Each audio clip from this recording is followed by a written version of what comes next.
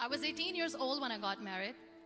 I belonged to a very conservative family, a Baloch family, where good daughters never say no to their parents. My father wanted me to get married, and all I said was, if that makes you happy, I'll say yes. And of course, it was never a happy marriage. Just about after 2 years of getting married, about 9 years ago, I met a car accident. Somehow my husband fell asleep and the car fell in the ditch. He managed to jump out, saved himself. I'm happy for him.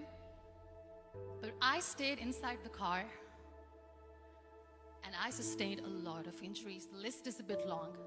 Radius ulna of my right arm were fractured. The wrist was fractured. Shoulder bone and collarbone were fractured. My whole rib cage got fractured. But that injury that changed me and my life completely was the spine injury.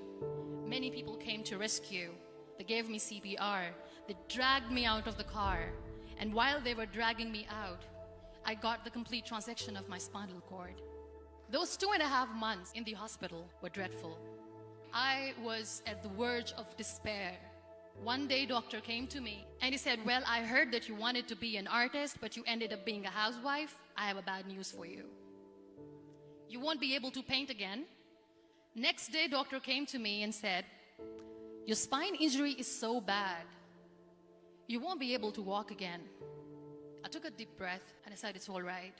Next day, doctor came to me and said, because of your spine injury and the fixation that you have in your back, you won't be able to give birth to a child again. That day, I was devastated. I started to question my existence. Why am I even alive? So what kept me going was, one day I asked my brothers, I know I have a deformed hand, but I'm tired of looking at these white walls in the hospital and wearing these white scrubs. Bring me some colors, bring me some small canvas. I want to paint.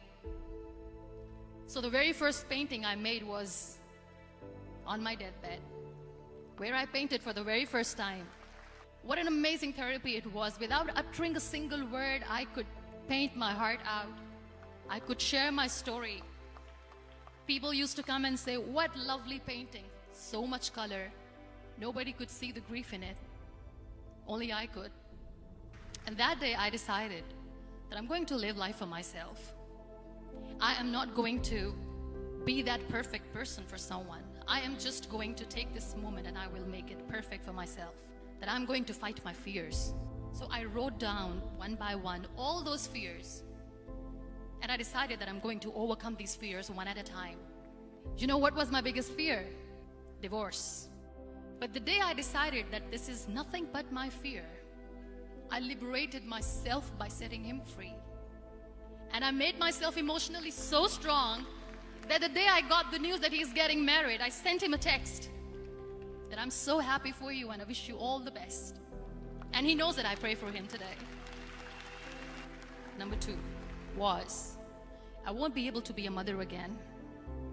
And that was quite devastating for me. But then I realized there are so many children in the world, all they want is acceptance. So there is no point of crying, just go and adopt one. And that's what I did.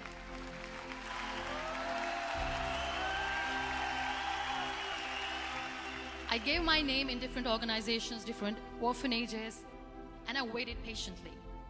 2 years later, I got this call from a very small city in Pakistan. I got a call and they said, are you Muniba Mazari? There is a baby boy and would you like to adopt?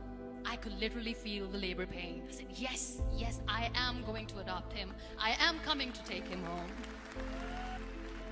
And that day, I was 2 days old, and today he's 6. You know, when you end up being on the wheelchair, what's the most painful thing? People think that they will not be accepted by the people because we, in the world of perfect people, are imperfects. So I decided to appear more in public. I started to paint. I have done a lot of modeling campaigns. I decided that I'm going to join the national TV of Pakistan as an anchor person. I became the National Goodwill Ambassador for UN Women Pakistan, and now I speak for the rights of women, children.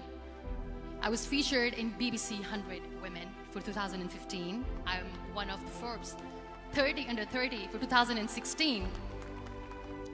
So when you accept yourself the way you are, the world recognizes you. It all starts from within. We have this amazing fantasy about life. This is how things should work. This is my plan. It should go as per my plan. If that doesn't happen, we give up. I never wanted to be on the wheelchair. Never thought of being on the wheelchair. This life is a test and a trial, and tests are never supposed to be easy. So when you are expecting ease from life, and life gives you lemons, then you make the lemonade, and then do not blame life for that. It is okay to be scared. It is okay to cry. Everything is okay, but giving up should not be an option. They always say that failure is not an option. Failure should be an option, because when you fail, you get up, and then you fail, and then you get up, and that keeps you going. Embrace each and every breath that you are taking. Celebrate your life. Live it. Don't die before your death. Real happiness lies in gratitude. So be grateful, be alive, and live every moment.